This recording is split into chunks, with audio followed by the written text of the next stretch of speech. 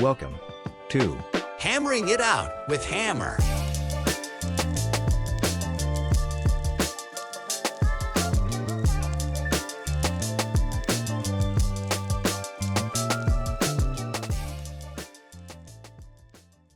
Guys, welcome back to another episode of Hammering It Out with Hammer. I'm your host, Eric Day, and guys, to be honest with you, I'm really excited about today's episode because we're going to get to talk to Kelly Ronan, the Hammer Edge lead architect here at Hammer.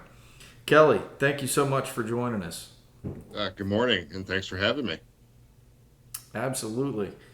So, Kelly, one of the things that I typically do to kind of start out the episode is just get a little background from my participants. So, if you would, let's tell the audience who Kelly is. It's not a very exciting story, but here it goes.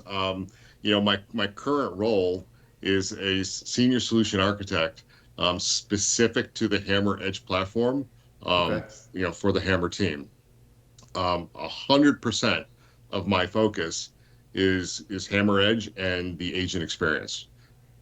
Well, Kelly, you couldn't have stopped in with a better phrase there, is agent experience, and honestly, that's really what I want to get into today. So, if you can, let's dive into what is agent experience, what does that mean to the business, and why care about it? Yeah, agent experience. Well, from a contact center digital experience perspective, okay, and that's a little wordy.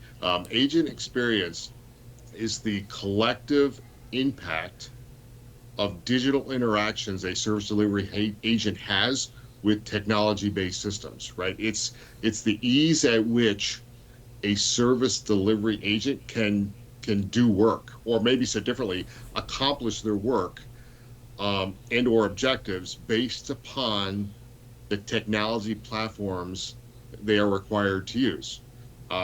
Agent experience is really all about the measurement and scoring of accessibility, performance, reliability of digital platforms, right? When we talk about platforms, I'm including, the underlying data network, the websites or web tools the agent uses, the voice dependencies or voice infrastructure the agent uses, even the virtual workspace or physical computer itself, right?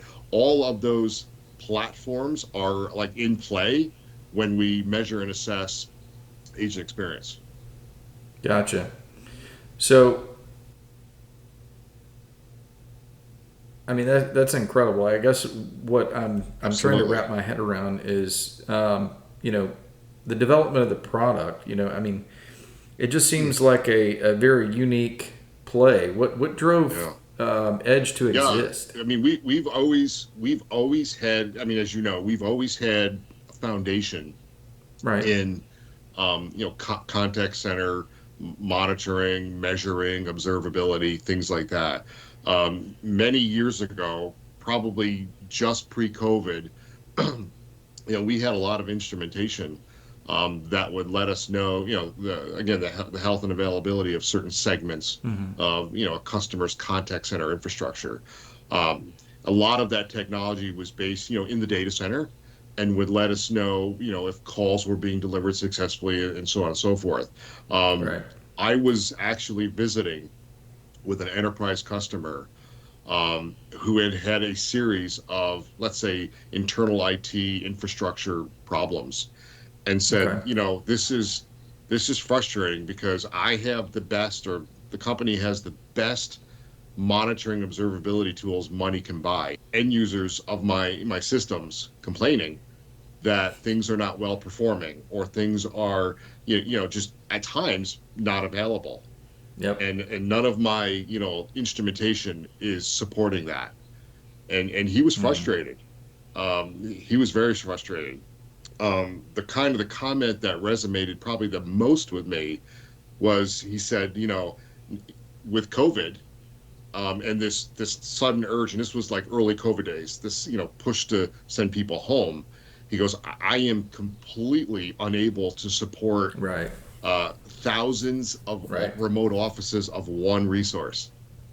So I was like, wouldn't it be really cool if we could kind of take our our existing technology and just slightly change the perspective from not I'm not omitting the data center, but also include the remote worker. Um, so the research, so to speak, began Right. for Hammer Edge, and taking a deep dive into all of the various products at the time that claimed they did DEM, digital experience management.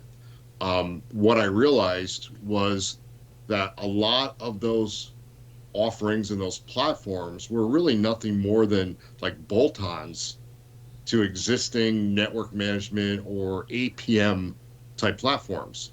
Um, Obviously, the focus of those tools were like either heavily in, Mm-hmm. web transaction monitoring or, network monitoring infrastructure, and really light on some of the other components that really encompass DEM. The other thing that we started to really notice in this DEM space was that Right. just about every tool we looked at really lacked a deep, customer business context, and really did, I'll say, a poor job at conveying business impact at at a business level, right? Technology wise, they were decent, but how many resources were Right. impacted, when, and how did that equate to the business was pretty much non-existent at the time. Couple other things that we as a team noticed was a Okay. lot of products subscribe to this one size fits all like measurement capability. So I'll define what needs to be measured, and 100% Mm-hmm. of the resources are going to use that profile. There was kind of like this inability to define different, what I'll call, measurement profiles for different groups of the workforce. Um, Probably, and again, we talked to a lot of customers, in Right. the development of Hammer Edge, and a lot of times customers were saying, look, some of these tools seem to be pretty comprehensive, but I Mm-hmm. don't have a team of resources to dedicate to not only activating it but maintaining it. So we need something that's kind of like plug and play and simple, and I don't need a team of resources Right. Yeah. to maintain. Um, and then the last thing that kind of struck me at the time is very, very interesting was, these tools were complex. Not only were they complex from like a maintenance and care and administration Mm-hmm. standpoint, it was kind of a mystery how some of the vendors were pricing these tools. So we kind of solidified all of this Yeah. feedback based on research, based on talking to customers, and said, look, there's an opportunity here to go to market with a very comprehensive, DEM platform that is, very, very light, let's say, on the administration side, simple and straightforward, and appeals to not only an IT technical persona, appeals to an IT business persona. So those were kind of like the driving, factors based on the research and the conversations we were having. And and then out of that evolved a set of requirements that basically were the precursor for building Edge. Beautiful. Beautiful. So, Kelly, I mean, you've done a fantastic job kind of taking us through really the use case. And to be honest with you, what I was trying to shoot at on the development of the product. Let's dive into a little bit of, Mhm. the value it brings maybe Sure. to the different. So, Hammer, we work with a lot of different partners, customers of all sorts. Let's talk about maybe the ROI for, say, technology vendors first, and the resellers. Hammer is a channel first organization, so maybe Yeah. let's talk about Yep. where does a Hammer Edge fit there? Well, I'll tell you, from a technology vendor standpoint, the customers that I have dealt with that fit into that category love disruptive technologies, right? 100%. Something new, innovative, and problem solving to bring to market. And again, if you're a vendor, what better message than Absolutely. having that in your back Absolutely. pocket, right? So I know that you've got quite a bit of experience historically in the Edge product in and of itself and its development with BPOs. Tell us, or maybe let's pick out a few things for BPOs. Where does Yes. where does Edge really excel there? Oh wow. There's that list is probably pretty comprehensive. I mean, in no particular order, right? Okay. It's improved efficiency, right? I mean, yeah, just having visibility into your workforce from each user's or let's say agent's perspective is huge. Um, BPOs, we also, because we are on the desktop, right? We don't position Hammer Hmm. Edge as like a compliance platform, but because of the nature of the technology, again, because we're on the desktop, right? We have the capability to capture and report, things like when did the user log into the computer, when did they connect to either VPN or VDI, and so on and so forth.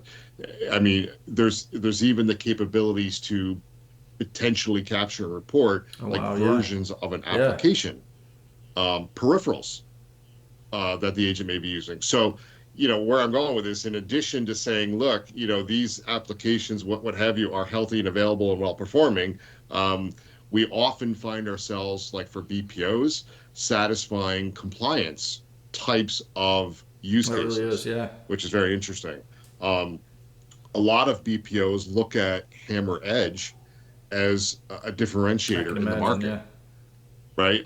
Again, if you're a large global company that's looking for BPO services, and you can convey to that large global company, your posture on ensuring that agents are available, well performing, so on and so forth, and you can allude to some of the technologies Right. like Edge that you've deployed to help understand, agent observability. That could potentially separate you in a big way from other BPOs that Yeah, global it's a great company story. may be courting. So, Kelly, we're out of time, but man, I really appreciate your time today. I want to thank you so much for being here, and Absolutely. we'll see you next time. Thanks for having me. I had a great time.